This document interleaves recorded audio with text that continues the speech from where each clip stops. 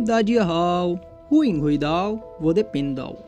कल मैंने इस ड्रामा के 2 एपिसोड अपलोड किए थे और आज मैं सिर्फ एक ही एपिसोड अपलोड कर रहा हूँ। रीज़न है इसका कि अगर मैं इससे ज़्यादा एपिसोड अपलोड करूँगा तो ज़्यादा एपिसोड अभी तक रिलीज़ नहीं हुए हैं और मैं पहले अपलोड कर दूँगा तो चैनल पे कॉपीराइट स्ट्राइक आ सकती है। इसलिए मैं सिर्फ उतने ही एपिसोड अपलोड कर सकता हूँ जितना कि ऐप पर अभी तक अवेलेबल हुए हैं। तो शुरू करते हैं आज के एपिसोड को। Who rules the world episode 3। Episode की शुरुआत में चियून अपने पिता यान नियान के पास आता है और कहता है कि मुझे मार्केट में एक हॉर्स पसंद आया था पर मुझे वो नहीं मिला क्योंकि उसके ऑनर ने मुझे हॉर्स देने से मना कर दिया। उसने मेरे सर्वेंट को भी बहुत आसानी से हरा दिया। चियून की बात सुनकर यान नियान ऑनर के बारे में बताने को कहता है। चियून कहता है कि उस हॉर्स का ऑनर बिल्कुल भी अग्रेसिव नहीं था, पर उसे देख के ऐसा भी नहीं लग रहा था कि वो कमज़ोर हो या उसे मार्शल आर्ट नहीं आती हो, पर उसका ऑरा बहुत स्ट्रॉन्ग था। ये सुनकर यान नियान समझ जाता है कि ऑनर कौन हो सकता है। फिर भी वो कंफर्म करने के लिए चियून को लेकर उसी सराय में आता है जहाँ हेई रुका था।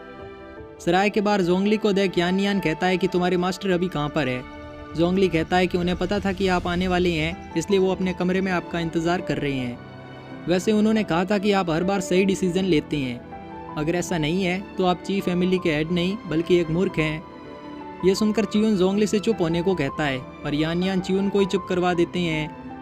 अब वो दोनों हेई के पास आते हैं और कहते हैं कि हमसे गलती हो गई, हमने आपको पहचाना नहीं।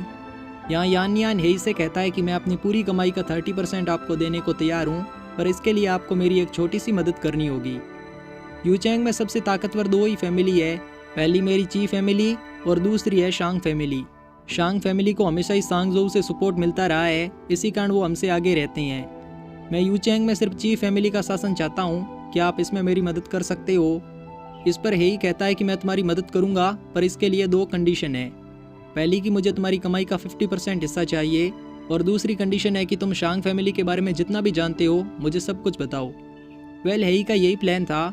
शांग फैमिली के बारे में सबसे ज़्यादा उसके दुश्मन यानी ची फैमिली जानती थी और उनसे जानकारी निकलवाना इतना भी मुश्किल नहीं था। अब यान नियान कहता है कि शांग फैमिली का सबसे मेन बिजनेस है नमक बेचना, वो भी सांगजोऊ में। शांग फैमिली का हेड शांगई हर महीने के तीसरे दिन लीफेंग पार्लर जाता है। ये सुनकर जोंगली कहता है कि क्या तुम्हारा मतलब है आज, क्योंकि आज भी मंथ का तीसरा दिन ही है। इस पर हेई चियून और यान नियान को वहाँ से जाने को कहता है और लीफेंग पार्लर जाने की तैयारी में लग जाता है। आगे हेई और बाई लीफेंग पार्लर में आते हैं और शांग फैमिली के हेड शांगई का इंतज़ार करने लगते हैं। पार्लर में इस टाइम कुछ लड़कियां डांस कर रही थी, जिन्हें देख बाई हेई से कहती है कि अगर तुम्हें डांस देखना है तो तुम नीचे जाकर देख सकते हो। देखो किस तरह यहाँ के सब लोग सिर्फ इन लड़कियों को ही देखे जा रही हैं। तभी शांगई उस पार्लर में आ जाता है। क्योंकि वो यूचैंग का सबसे अमीर आदमी था तो उसके लिए डांस करने पार्लर की सबसे सुंदर लड़की होंगलुओ को भेजा जाता है। होंगलुओ शांगई के कमरे में जाने लगती है, तभी हेई उसे बेहोश कर देता है और बाई के पास आता है। वो बाई से होंगलुओ के कपड़े पहनकर शांगई के पास जाने को कहता है। बाई पूछती है कि मैं ही उसके पास क्यों जाऊँ। इस पर हेई कहता है कि तुम्हें सोल टेकर क्लैन का पता लगाना है और शांगई की मदद से तुम ये काम बहुत आसानी से कर सकती हो। याद रहे तुम्हें उसे नमक बेचने के बारे में भी पूछना है और जितनी जानकारी पता लगा सकती हो लगाना। अब बाई होंगलुओ के कपड़े पहनकर शांगई के पास डांस करने आती है। शांगई के बारे में मैं बता दूं कि ये एकदम ठरकी किस्म का आदमी है, इसलिए बाई को देखते ही उस पर लट्टू हो जाता है और सारा सच बक देता है। वो कहता है कि ची फैमिली जल्दी यूचैंग से गायब हो जाएगी। वो बहुत टाइम से सांगजोऊ में नमक बेच रहा है, उसकी वहाँ अच्छी पहचान भी हो गई है, इसमें उसकी मदद सोल टेकर क्लैन भी कर रहा है। इतना कहकर शांगई बाई के करीब आने लगता है, तभी हेई वहाँ आ जाता है और उसकी बॉडी ब्लॉक कर देता है। हेई जब बाई को देखता है तो वो भी उसे देखता ही रह जाता है। वो बाई से कहता है कि मुझे नहीं लगा था कि रेड कलर तुम्हें इतना सूट करेगा। ये सुनकर बाई हेई के करीब आने लगती है। हेई उसे दूर करने लगता है, पर दूर करने की जगह बाई उसके और करीब आ जाती है। बाई को अपने इतना पास देख हेई फिर से अपने आप पर कंट्रोल नहीं कर पाता और उसकी तारीफ करने लगता है। बड़ी मुश्किल से वो अपने आप को संभाल पाता है और बाई से दूर हो जाता है। आगे हेई शांगई से सोल टेकर क्लैन के बारे में पूछता है, पर शांगई कुछ भी नहीं बताता। इस पर बाई उससे कहती है कि सोल टेकर क्लैन तो वैसे भी तुम्हें मार देगा, अगर तुम हमें उनकी लोकेशन बता दो तो हम उन्हें खत्म कर देंगे। ये सुनकर शांगई कहता है कि मैं तुम्हें उनकी लोकेशन तो नहीं बता सकता, पर एक मैप बनाकर ज़रूर दे सकता हूँ। शांगई मैप बनाने का कहकर चुपके से वहाँ से भाग जाता है। अब हेई और बाई भी उसका पीछा करने लगते हैं। शांगई तो किसी तरह बच के निकल जाता है, पर सोल टेकर क्लैन के कुछ लोग हेई और बाई पर हमला कर देते हैं। यहाँ फिर से फाइट होने लगती है और इस बार भी सारे क्लैन के मेंबर मारे जाते हैं, वो भी बिना कुछ इन्फॉर्मेशन दिए। इधर हानपू को भी कुछ लोग मारने आते हैं। और जोंगली उन सबको मार देता है और अपने लोगों से यूचेंग का फाउंटेन अबोडे फिर से बनाने को कहता है। आगे हेई और बाई भी वापस सराय में आ जाते हैं। हेई एक कपड़ा बाई को देता है जिस पर एक लोगो बना हुआ था। उस लोगो को देख बाई पूछती है कि इसका क्या मतलब है, क्या कुछ ऐसा है जो तुम मुझसे छुपा रही हो। इस पर हेई कहता है कि ये लोगो हम दोनों जैसा ही है, मैं नहीं जानता कि इसका क्या मतलब है, पर मुझे लगा कि शायद तुम्हें इसके बारे में कुछ पता होगा। बाई कहती है कि हो सकता है ये सोल टेकर क्लैन से रिलेटेड हो, पर हमें अभी तक इसके बारे में कुछ भी पता नहीं चला है। मैं अब वापस तियानशुआंग सेक्ट जाना चाहती हूँ। इतना कहकर बाई पैकिंग करने चली जाती है। अगली सुबह बाई मार्केट में आती है जहाँ उसे पता चलता है कि शांघाई का मेंशन आग लगने के कारण जल चुका है। तभी उसे वहाँ हेई भी दिखाई देता है। बाई हेई के पास आती है और पूछती है कि क्या शांघाई के मेंशन में आग तुमने लगाई थी, क्या शांघाई मर चुका है। हेई कहता है कि शांघाई अपने सारे पैसे यहीं छोड़कर अपनी फैमिली के साथ यहाँ से भाग चुका है। यह सुनकर बाई कहती है कि तुम्हें कैसे पता चला कि वो अपनी पूरी फैमिली के साथ यहाँ से जा चुका है, क्या पता वो लोग आग में जल गए हो। तुम इतने मतलबी कैसे हो सकते हो, तुम तो एक जानवर से भी गए गुजरे हो। इसी तरह बाई हेई को बहुत कुछ भला बुरा सुना देती है। तभी उसकी नज़र मार्केट में घूम रही शांघाई के 2 सैनिकों पर पड़ती है। उन्हें जिंदा देख बाई समझ जाती है कि उनको हेई नहीं बचाया होगा। वो हेई से पूछती है कि क्या तुमने इन लोगों को बचाया है। इस पर हेई कहता है कि तुमने कहना बंद क्यों कर दिया, तुम मुझे और भी कुछ सुनाओ। ये सुनकर बाई कहती है कि तुमसे मिलकर मैंने बहुत बड़ी गलती कर दी, मैं वापस अपने सेक्ट जा रही हूँ, उम्मीद है कि हम फिर कभी ना मिलें। इतना कहकर बाई हानपो के साथ वापस अपने सेक्ट के लिए निकल जाती है। वो थोड़ी दूर ही जाती है कि हेई उसके पास आता है। उसे देख बाई उससे माफ़ी मांगती है कि उसने बिना कुछ सोचे समझे उसे इतना कुछ कह दिया।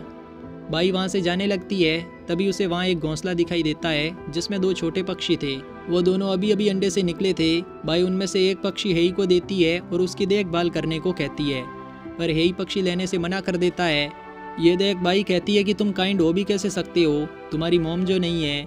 बाई ने बिना सोचे समझे हेई को हर्ट कर दिया था। जैसे उसे ये रियलाइज़ होता है तो वो हेई से माफ़ी मांगती है, पर हेई फिर मिलने का कहकर एक पक्षी को अपने साथ लेकर वहाँ से चला जाता है।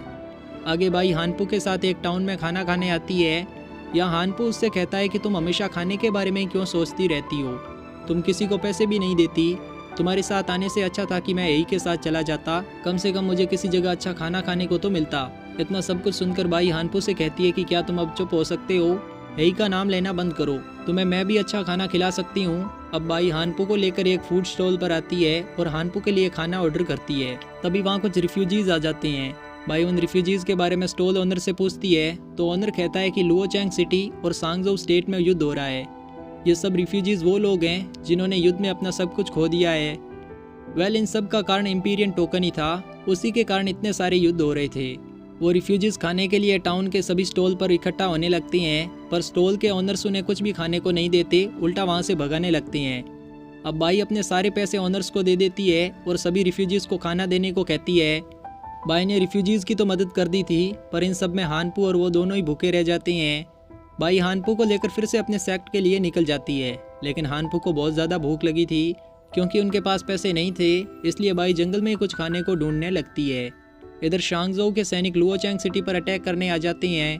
लुओचैंग सिटी का कमांडर वेनशियांग और गवर्नर फेईशेंग दोनों ही जान चुके थे कि इस फाइट में उनके जीतने के कोई भी चांस नहीं है।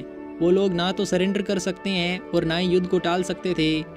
यहाँ गवर्नर फेई कहता है कि वो इस टाइम सिर्फ इंपीरियल सिटी से ही मदद ले सकते हैं। इस पर वेनशियांग कहता है कि इंपीरियल सिटी के पास भी सिर्फ 20,000 सैनिक ही है, इसमें तो वो हमारी मदद करेंगे भी नहीं, और अगर वो मदद करने को तैयार भी हो फिर भी उनके लुओचैंग में आने तक लुओचैंग नष्ट हो चुका होगा। ये दोनों इस टाइम सांगजोउ से बचने का कोई प्लान सोच ही रहे होते हैं। तभी एक सैनिक वहाँ आकर कहता है कि इंपीरियल सिटी से वू युआन आपसे मिलने आई हैं।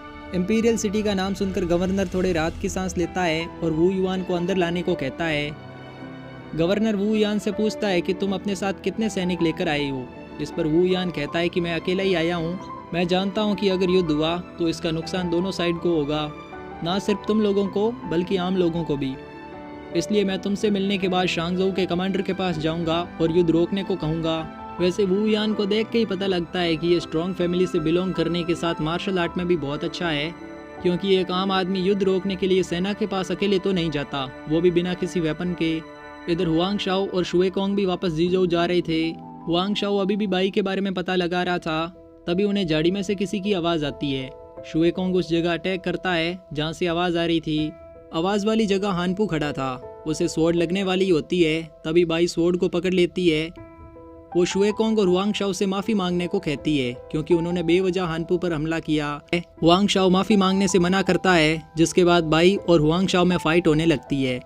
हुआंग शाओ भी मार्शल आर्ट में कच्चा खिलाड़ी नहीं था, बल्कि बहुत पारंगत था। जल्दी दोनों समझ जाते हैं कि ऐसे तो उनके बीच में फ़ाइट ख़त्म होगी ही नहीं, इसलिए दोनों ही हार मानकर लड़ना बंद कर देती हैं। अब हुआंग शाओ बाई से उसका नाम पूछता है, पर बाई अपना नाम नहीं बताती। इस पर हुआंग शाओ हानपू से उसका नाम पूछता है। हानपू अपने बारे में बताता है और बाई के बारे में बताने लगता है। तभी बाई उसे चुप होने को कहती है। हुआंग शाओ को पता नहीं था कि जिस बाई फेंगशी को वो ढूंढ रहा है वो अभी उसके सामने ही है। उसे लग रहा था कि हानपू बाई का छोटा भाई है, मतलब बाई भी हान फैमिली से ही है। हुआंग शाओ बाई से कहता है कि मैं अपनी पूरी लाइफ में सिर्फ 2 ही लोगों से हारा हूँ, जिनमें से एक तुम हो।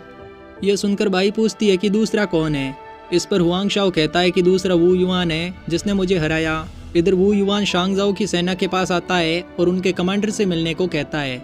इस पर सेना का एक सैनिक वू युआन से कहता है कि तुम हमारे कमांडर से नहीं मिल सकते, अगर तुम उनसे मिलना चाहते हो तो पहले मुझसे अपनी जान बचाओ। इसी सीन के साथ एपिसोड 3 यहीं एंड होता है। मैं आशा करता हूँ कि आपको यह एपिसोड पसंद आया होगा। कल शाम को इसका एपिसोड 4 भी अपलोड कर दिया जाएगा। तब तक के लिए शिए शिए शाओकान।